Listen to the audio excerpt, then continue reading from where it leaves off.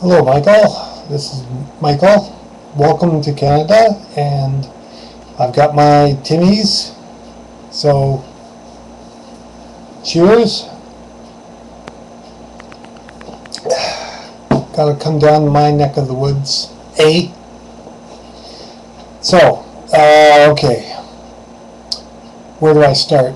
I'm not sure if I've talked about this before, but one of the things that I do online is I'm a psychic. I read tarot cards.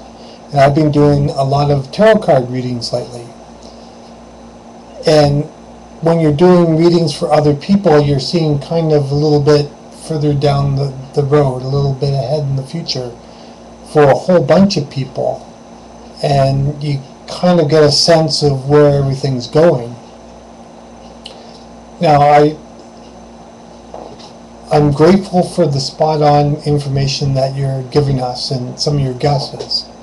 I think they're fairly accurate, and I'm just grateful that you're doing this work for us.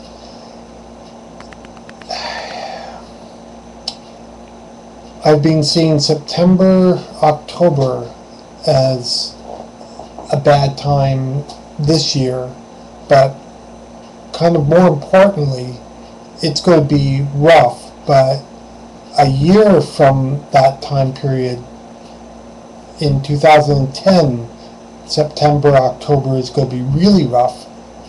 And the reason I get that feeling is because this year we're going to be able to get by with perhaps a lower harvest, or maybe an adequate harvest, and we'll be able to get by just kind of tightening our belt for a little bit. But if we have 2 bad years in a row where farmers are not putting as many crops in because they can't afford all the inputs into it, which it just burns my behind being a hemp advocate, knowing that hemp takes little or no inputs to grow and a lot less water than other crops. And the crops that you get off of the hemp, there are 50,000 uses for the plant. And as opposed to, say, with soy, there's only so many soy products you can make. There's a lot, but there's a certain limited amount. With corn, a lot of that corn that's being grown right now is either going for ethanol fuel, which is kind of stupid and ridiculous as far as your energy return for energy invested. Do you know how much energy they have to put into drying the corn first before they turn it into alcohol? The energy that they're putting into just drying the corn is probably more energy than you're ever going to get out of the ethanol. But that's a whole other issue. And it also burns my backside again that hemp would be a much better feedstock to make alcohol from than corn, by a huge margin. There's all kinds of studies being done on it. Corn is not the way to go. There are many, many, many other ways that are much better. That's a whole other side issue. Well, not really, because it all ties in together. If one crop fails, and we're growing food crops for fuel, in terms of ethanol or whatnot,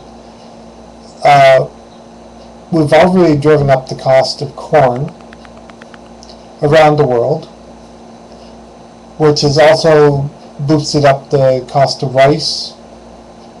All the stable, what do you call it? The basic starches of most people's meals, whatever you want to call that. In each culture, in one culture it might be potatoes. In another culture it might be rice. In another culture it might be corn. depending on where you live, but there's a basic starch in the form of grains or nuts or whatever in each one of those cultures. And then there's usually a protein source that is used more often than not for each of those sections too. But that's a whole other issue. All those starches, in one form or another, have been going up in price because they have multiple uses. If the starch is not being converted into meat by being fed to animals to create the meat, then it could be turned around and turned into fuel, or it can be turned into some other, food of some sort, some food substance, like the high fructose sugars that are made from corn, which all go into all these big balls of pop that all these kids are drinking and rotting their teeth out with, and turning obese all at the same time.